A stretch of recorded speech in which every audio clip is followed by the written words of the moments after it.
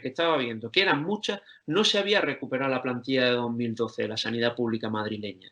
Eso habrá pasado en muchísimas comunidades. Con lo cual, si queremos tomar nota realmente de lo que ha pasado en esta crisis y que no nos vuelva a pasar, tenemos que hacer una apuesta clara por la sanidad pública, aumentar la partida presupuestaria y dotarla de la plantilla necesaria para que pueda llevarse a cabo todo lo que viene después de esta crisis con solvencia. ¿Pero con qué tipo de contratación? Con la contratación precaria que han tenido, que ha hecho que no pueda un enfermero o enfermera o un auxiliar de enfermería no pueda tener una experiencia sólida en un servicio concreto en relativamente poco tiempo, que es lo que nos decía la OMS, que podía haber jugado un papel importante a la hora del contagio, ¿no? Con una contratación estable que haga posible que la adquisición de experiencia se realice de la forma más solvente posible para que no nos vuelva a pillar con el pie cambiado una crisis de estas características. Por supuesto, otra de las reivindicaciones que tenemos como usted, no podía ser otra, es que se cubran absolutamente ya todas las bajas en educación y que dejen de tomarnos el pelo. Otra de las cuestiones, yo creo que también se han apuntado, pero que es necesario decirlo porque ha costado vida, acabar con la privatización y con la externalización de los servicios públicos. Hace falta recordar cuántas vidas humanas nos ha costado la privatización de las residencias de mayores. Hace falta recordar cuántas vidas han costado la externalización de determinados servicios en los hospitales. Yo creo que ya, si hay alguien que no ha tomado nota de esto, es porque estaban mirando necesariamente para otro lado. Luego hay otra de las cuestiones que también se ha dicho, pero creo que tenemos que decirla alto y claro. Se ha hablado del despido, se ha hablado de no despedir, etcétera, pero es que hay que empezar por una cuestión que hay que poner ya sobre la mesa y que ha jugado un papel nocivo para la clase trabajadora en esta crisis.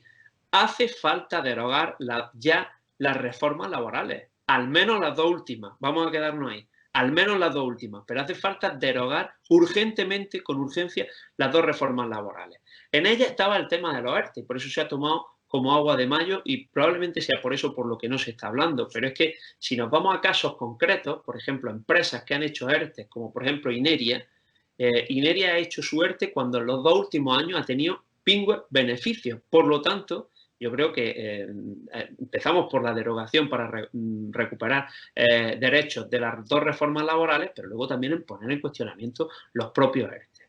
Al menos cuando vienen por parte de empresas que han tenido pingües beneficios y que no en vano han dado lugar a que la brecha entre ricos y pobres en estos últimos años sea la que sea. Yo creo que ahora toca exigir, ¿no? Si teóricamente, como dicen algunos, aunque yo no lo creo, tenemos un gobierno amigo, toca exigir que ahora sean otros quienes paguen las facturas de esta crisis. ¿Quiénes? Los que se han beneficiado mucho de la gestión de la última crisis.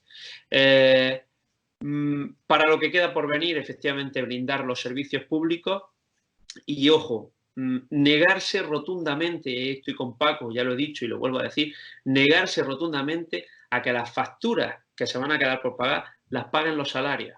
Por lo tanto, tenemos que estar en contra de reducciones salariales, en contra de las reducciones de las pensiones, de los probables aumentos de la edad de jubilación, del endurecimiento de los requisitos del paro, del abaratamiento de los despidos, etcétera, etcétera, etcétera, porque esa es la receta neoliberal con la que van a querer jugar para que seamos de nuevo los trabajadores y las trabajadoras quienes paguen esta crisis. Ya dos últimas ideas. Una de ellas, la necesidad de democratizar los servicios públicos. Las medidas que se han tomado tanto en sanidad como en educación las han tomado desde arriba sin contar con los trabajadores y trabajadoras. Muchas veces cuando decimos desde arriba no estamos hablando de personas, digamos, expertas en algunos casos. Lo que estamos hablando es de estómagos agradecidos. Por lo tanto, el estómago agradecido no tiene ni puñetera idea de lo que pasa a pie de tajo. Y es necesario más que nunca democratizar por esa razón los servicios públicos. Y por último, las reformas anteriores, tanto los recortes como las reformas laborales, han costado vidas. Han obligado a trabajadores a tener que ir a trabajar o han hecho que la infección del personal sanitario sea muy alto, que infecte también al personal que iba a los servicios sanitarios y, por tanto, han costado vidas. Vida humana. Por lo tanto, es necesario hacer una investigación para ver cuántas vidas han costado los recortes en sanidad.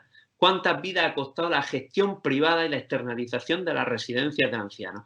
Eso es necesario hacerlo y ponerlo blanco sobre negro, porque si no, la receta que nos van a venir después va a ser de nuevo la misma. Más recortes, más externalización de servicios, etcétera, etcétera, porque así es como esta gente gana pasta, cuando lo que estamos viendo es que los recortes y determinadas reformas han sido criminales en el sentido literal de la palabra. Ahora sí. A ver, voy a intentar ser lo más breve posible porque prácticamente yo creo que ya nos vamos a ir repitiendo sobre casos tan lógicos y realmente este tema trae como para hablar durante mucho tiempo y tampoco queremos cansar a nuestros oyentes. Sí quiero hacer un pequeño inciso, digamos, antes de leer el escrito que hemos preparado las compañeras sobre las críticas y las alternativas, ¿no? Un inciso mío personal, ¿vale? Aquí no meto a mis compañeras, cada una tenemos nuestro pensamiento y nuestras opiniones y es totalmente respetable. Aunque creo que la gran mayoría piensa como yo. Hubiera gobernado quien hubiera gobernado, hubiera metido la pata hasta el fondo. Porque esto es una pandemia que no ha venido nueva a todos. Es algo nuevo. ¿La han podido hacer mejor? Por supuesto. Pero que la oposición tampoco se ponga florecitas ni nos nombra a nosotras en un momento dado como ha pasado, ¿no? Porque nosotras también hemos hecho un comunicado al cual lo hemos mandado al gobierno central y a la oposición y a gobiernos regionales y a patronal y a todos sitios donde hemos podido, lo hemos mandado. Porque, a ver, y enlazo un poco con lo que decía el compañero de reformas laborales, ¿vale? Nosotros en la nuestra, por ejemplo, no afecta solo a nuestro sector, afecta a muchísimos sectores, como es Riders, como es a hostelería, ya no solo camareras de pisos, sino camareros, cocineros, todo lo que implica hostelería, ¿vale?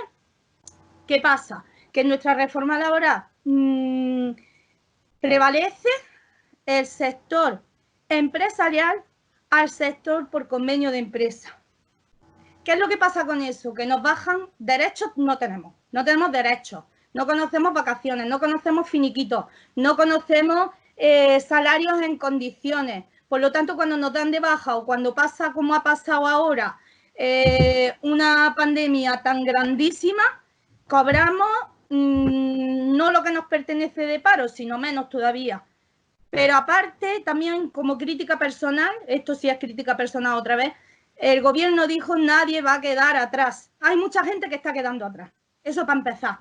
Tengan ERTE, no tengan ERTE, porque no lo están cobrando, porque millón de historias, ¿vale? Hay muchísima gente que está quedando atrás.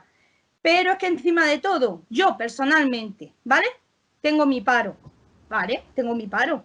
Pero es que el paro se agota. Y yo ahora mismo, el paro supuestamente, y como yo hay millones de personas, por eso lo comento como desde mi opinión personal, yo ahora mismo estoy cobrando mi paro, me va descontando el tiempo. Y encima de todo, la hostelería va a ser lo último en volver. Y yo no puedo buscarme la vida ahora mismo. El paro supuestamente es para que tú te busques la vida, no para que estés cobrando el paro confinado en tu casa. Entonces no veo lógico que no era pues, porque si las reformas laborales las hubieran quitado de en medio, los trabajadores hubiéramos estado puestos en condiciones en nuestros puestos de trabajo, esto no estaría pasando de la forma tan grave como está pasando. ¿Que lo hubiéramos pasado mal? Por supuesto que sí. Por supuesto que sí, pero no tan mal como lo estamos pasando. No puede ser que a día de hoy haya trabajadores trabajando sin dar de alta y no se haga absolutamente nada. Esos trabajadores tienen miedo, por supuesto. Por eso estamos nosotros, para apoyarlas y para ayudarlas. No para darle la espalda y una pata en el culo.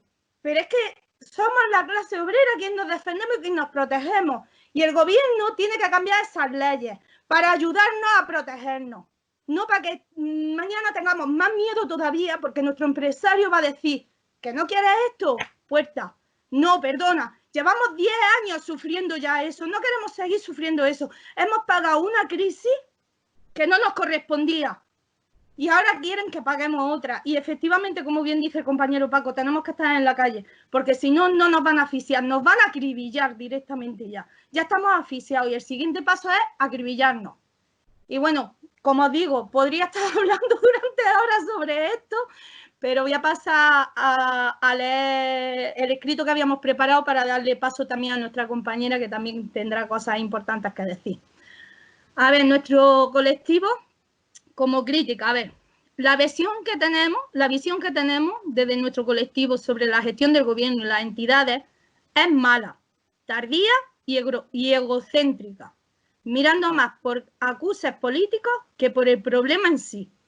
Están para dar soluciones válidas, no para cambiar de opinión a cada momento. Esto lo estamos diciendo por el tema de que hoy sale un decreto de tal manera y mañana te lo cambio y te pongo otro decreto de ley de otra manera, ¿vale? Y crear más incertidumbre a la población en general, con un desenlace fatal. Si no morimos de coronavirus, moriremos de hambre.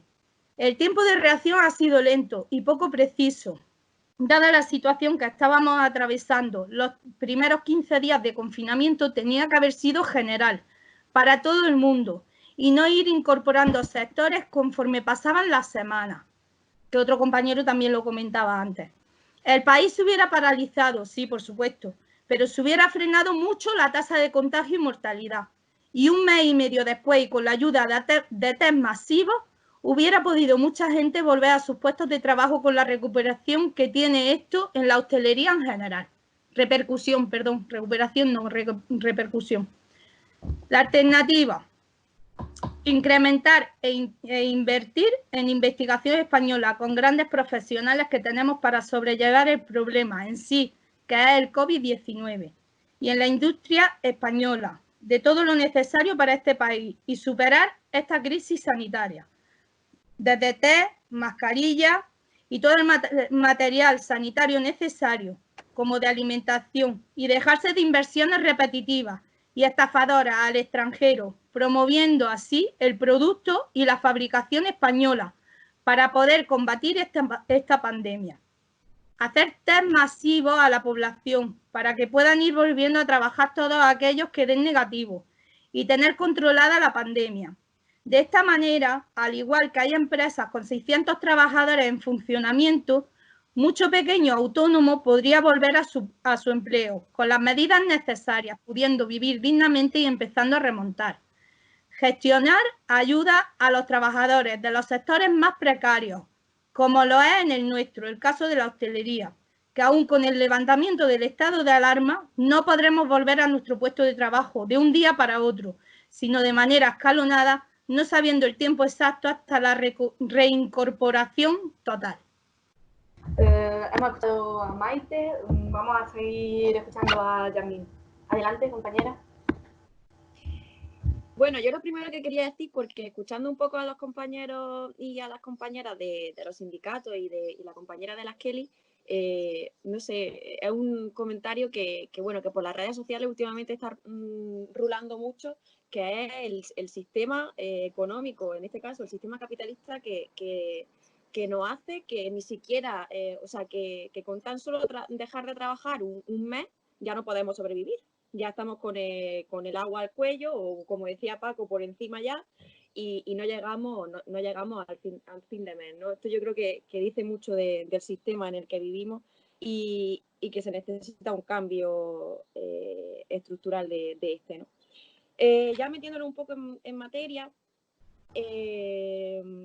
los compañeros nos pedían un análisis respecto a las medidas, no me voy a entretener mucho.